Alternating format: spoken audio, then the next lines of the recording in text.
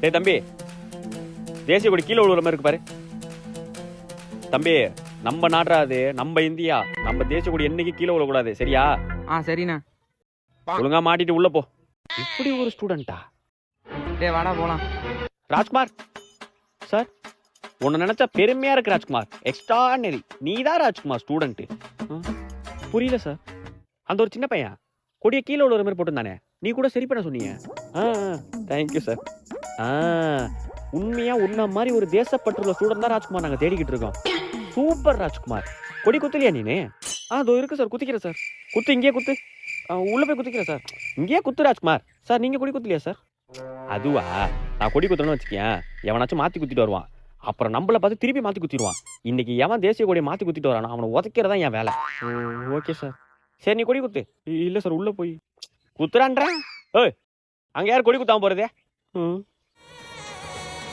Sir என்னடா மேல பச்சை வருமா ஆரஞ்சு வருமா சார்?